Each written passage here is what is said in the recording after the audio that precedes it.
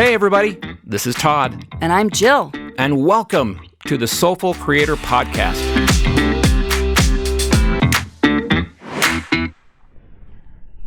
Welcome back to part 2. Hi everybody.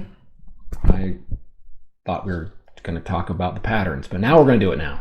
Okay, so we're going to talk about the dirty dance. I always loved this term. It was such... When I was talking to Jill about it, I'm like, ooh, tell me more about this, about the dirty dance. And so we're going to learn a little bit about that. And as far as blame and the cycle that happens with it. All right. So Jill, okay, tell me a little bit about our people about the dirty dance. Okay. So as we know, the soul is always learning through relationship, right? Because it needs that external reflection of who it's being. Right, in order to have that reality inventory and to understand where we are on the soulful journey, right? And becoming a soulful creator. And so we learn about ourselves. The soul learns about itself through relationships, and so that's why I love relationships. I'm addicted to learning about them. I have a lot of experience. I've failed a lot. I've failed fast. Yeah. Yes, and I just love people in general. And so, I like studying how people work and psychology and energy. And, I like, when I was reading a book by Sue Johnson called Hold Me Tight, and there was a time when Roger and I were trying to fix our marriage during the separation, and we both signed up for this couples workshop. And, I learned a lot about what I call the dirty dance. And these are the energetic patterns, okay, of how we block the flow. So in the previous episode, we talked about how we push love away and how we kind of clog up that flow and cut us off from being able to receive the blessings and gifts from the universe, right? And how if he were to give to me, and if I didn't feel worthy of it, and I hadn't done my healing yet, and if I was stuck in ego, I wouldn't be able to let it in, right? Yeah. And so there's these things that happen, and sometimes we get into toxic patterns. And being able to, we really need to be able to see something before we can stop something. So I say you have to see it to stop it, right? And so, right. So being able to, instead of blaming and saying, hey, Todd, it's all your fault, right? You're the reason that our relationship isn't working, right? Which is we tend to want to look outside of ourselves. The human part of us wants to look outside of ourselves and just blame and stay in victimhood. This is the attacking part, right? Mm-hmm. We're attacking. Right. So one of the patterns that we have as humans is that we want to just immediately look outside of ourselves and blame. Yep.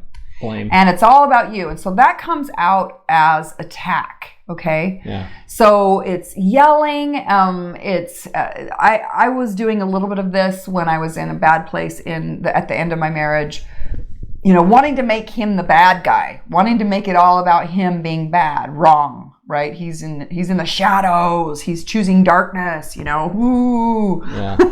Not really understanding that he was on his own soul's journey. But so I would come across as he wouldn't give me attention, and he was ignoring me, and I was starving for attention and felt neglected, and I was just, I wanted love, and I just came across as so needy. And because I was hurting inside, I would just attack, I'd say, he said, you have such a sharp tongue. So it'd be my words. Or, during the separation, he started doing things with, other people and in secretive behavior, and not being brave enough to end our marriage and be authentic and open and showing the truth. But instead he was doing things behind the scenes, has secret cell phones, things like that I would end up finding out about, and then it would hurt me. His choices that he made with who he was seeing, which were girls that I knew. And it was just super hurtful, where he would do something hurtful, and then because I felt hurt, I would go do something hurtful, and then it would be, just hurt. The dirty dance, we were just stepping on each other's toes. You hurt me, and then I hurt you, and then you hurt me, and then I hurt you, right? It's that temporary, it feels good when you're saying it, right? Because you're so mad, and it feels good, but it never... it comes back to you as pain later. Yeah, it's this temporary way of saying, hey, you've been my partner for 20-something years, and I know exactly how to hurt you. And because I know how to hurt you, I'm going to poke the bear. Yeah. I'm just going to poke the toddy bear. There she goes. That's my I do call him nickname. Toddy Bear. Toddy My Bear. kids think it's so ridiculous, Oh, but I love it goodness. because he's so good at hugs. He really is, you guys. I just need a hug. All right, sidetrack. Anyway, okay, sidetrack. Yeah, Squirrel. squirrel. Let's get back to attack. Yeah. So yes, so attack is It's the most normal one. It right? is. I think it's defensive. That's it. It's being defensive. It's saying you hurt me and I'm going to hurt you back and I want revenge. You know, that's attack. Well, on the other side of that, what do? We withdraw, right? Oh yes. And so Roger would withdraw into his computer games and he'd shut me out and he'd shut the door and say, "Leave me now. I'm done talking to you. You're not talking to me anymore and I don't even care how much it hurts you or how much you want to continue this conversation. No. I'm done with you." No, I think that was one that I would use the most, is that I would withdraw. Ooh, don't tell me that. Seriously? That was the one. Oh, God, I hate it when he does stuff. I do not want to witness that. No, you won't, but I was... Are you sure? It was my mechanism. What if it gets ugly? No, it won't, but now I've learned, again, from my past relationship, my marriage, is I was a horrible communicator, and... Really? Allison can tell that. That's so surprising. I feel like you're good at communicating. No, I'm not. I was horrible. But that was the one way that I would kind of punish. It would be like, oh, you're punishing. You know, it'd be like, oh, well, you're hurting me, so I'm just not going to give you anything. I'm not going to give you communication. What you want, right?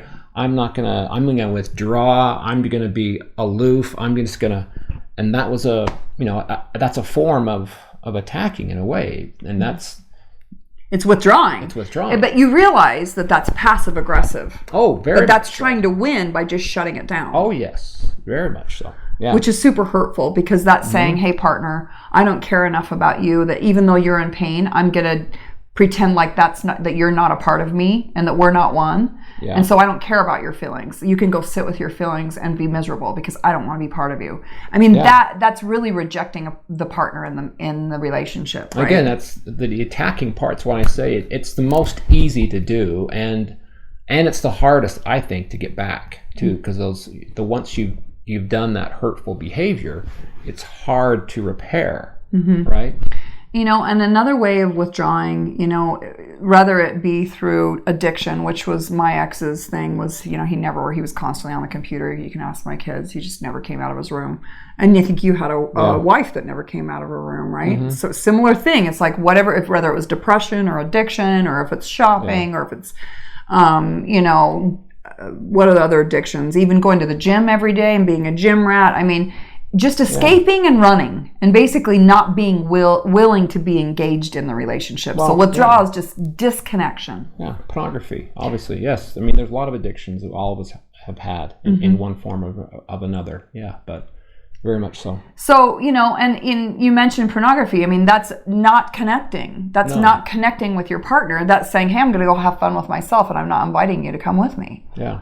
Right? Well, one of the most disconnecting things you can do. Which is really shallow, and you never have the soulful experience of being full of love when that's that reciprocal love, that flow isn't coming through you and it's not whole, right? Right. It's like when we're being half human, right? We're being half of ourselves because we're not in connection with our soul. Yeah. So I used to, when I would get in fights, when Roger and I would get in a fight, there was a couple times when I would just be like, I can't handle this. I don't know how to fix it. And I would just escape and take off on a road trip, go down to St. George and try to find some peace and meditate and try to find some answers and do some praying. But, you know, I think also running is, I dated someone that was always on a motorcycle, that was always going from one adventurous thing to the next, looking for the next dopamine rush, you know, something fun and exciting, because it's the draw of not wanting to really, it's withdrawing, but it's withdrawing from everyone else, so I don't have to really engage in the relationship and figure out what's wrong with us, right? So it's not being part of us. It's complete disconnection. Again, that was, I think, probably withdraw was one of mine. It's like when you have to deal with tough things, it's hard to have the balls to figure that part out, right? Because you just want to escape, you just want to go, you don't want to hit it in the head and just say, okay, I'm going to deal with you today, or eat your frogs, as they say, you know, in the morning. But yeah, that was a big one, is I would withdraw from the things that I was supposed to do, because I felt like, well, I'm in this situation, I feel alone, so I'm gonna do the things that I want to do, right? And then that's gonna, and then everyone's got to just deal with that. And that's going to keep everybody else at a distance. That's right. Exactly. You know, and I had this conversation with my ex once, and he, you know, I said, look, I want to connect. Can we just talk about, can we make this fun about sharing what our needs are, what we like about each other, what we don't like about each other? And like, I was just desperate to connect with him in any way. And I'd be like, I have needs, and I want to know what your needs are. And I want my needs fulfilled, and I want to fulfill your needs. And let's just talk. Let's make this fun. And he's like, Jill, I'm a simple guy. I don't have any needs, and I don't feel. And I'm like, what are you? Really? Are you real? I mean, You don't have emotions? You don't have needs? Seriously? That's what answer you're giving me? So, I mean, it's BS, really. It was a pansy way out, honestly, for him to not want to do his work. But again, that was his soul journey, so we'll just let that be with him, because then it put me on my soul journey, and it caused me to really learn how to love myself. So I can be grateful for that time now. But I think, you know, you just need to understand how withdrawal shows up. So if you have someone that is saying, I'm not needy and I'm a simple guy, or if they're running and escaping, right? Obviously, that's a passive aggressive way of saying they don't really want to be doing the soul work and connecting through relationship. Right. So you have attack, you have withdraw, which then leads to stonewalling, right? Which is kind of that last stage of, all right, I don't want to do anything. I don't want to engage at any possible level. Right. And, you know, and I love to just, when you think about the dirty dance, it's this cycle. It's like, I do this, you do that, I do this, you do that. I do this, you do that, I do this, you do that. And then we can't get out of this, and we're stuck in this, right? And so we have to do something different to get a different result. And when you think about the dirty dance, I love the visual of, you know, if I'm attacking, then what are you going to do? You're going to withdraw.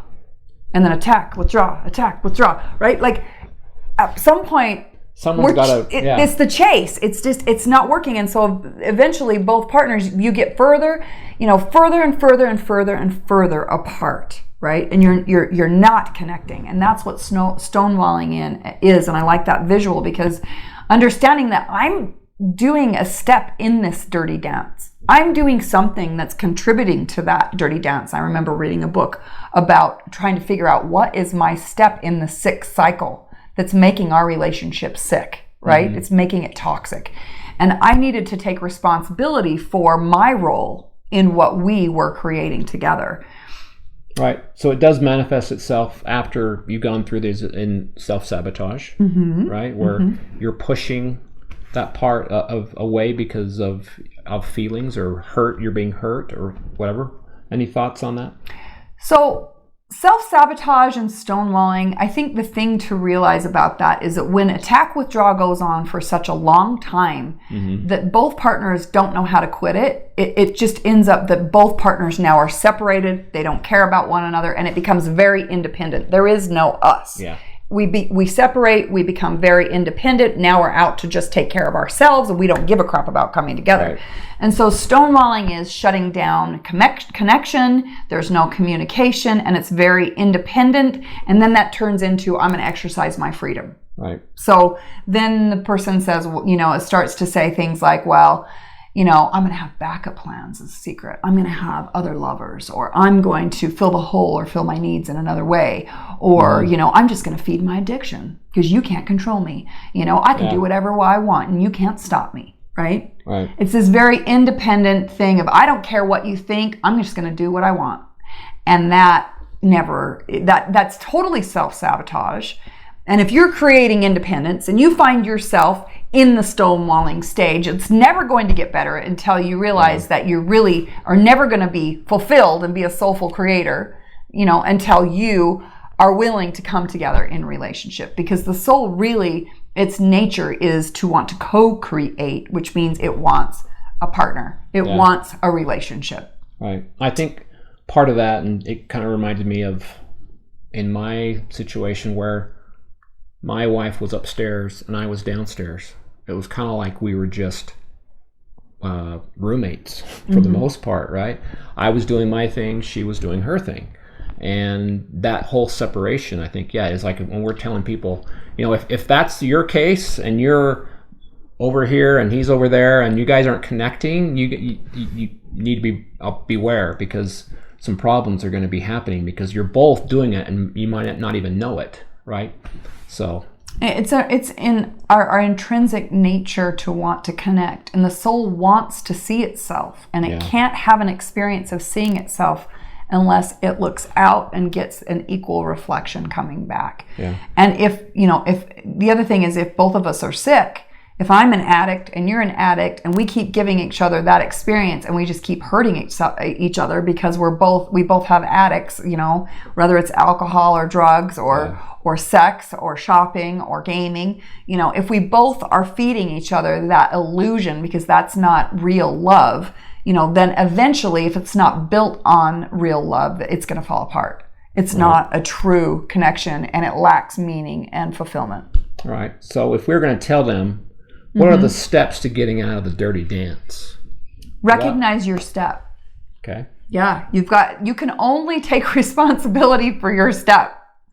So recognize how you are feeding that. Bring that out into the consciousness to be seen and talked about with your partner. Right. And then ask them what their step is. And then creating new patterns and creating a new dance together, something that's healthy. Right. And so, one of the things that Roger and I, when we were working on our marriage and we read the Sue Johnson book, Hold Me Tight, is Roger came up with the idea, as we both love the number 4. So we're like, hey, how about at 4:44, I will text you and we can text each other something loving, And we had a morning greeting where he would come and bring me my coffee and give me a kiss and a hug. And we'd have an evening, greeting. So in the morning and as well as when he came home from work. So there's different ways to establish routines to decide what could be our new way of connecting, and how can we focus on a new routine instead of the old routine that's not working. But we first have to acknowledge what's not working before we can, we have to see it before we can stop it and then create a new dance. Right. Because is there also an assessment?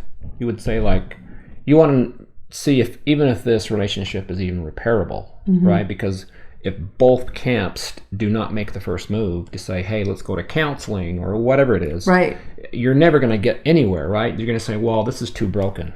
Right. And that happened to me, and it came down to someone has to be brave enough to go first.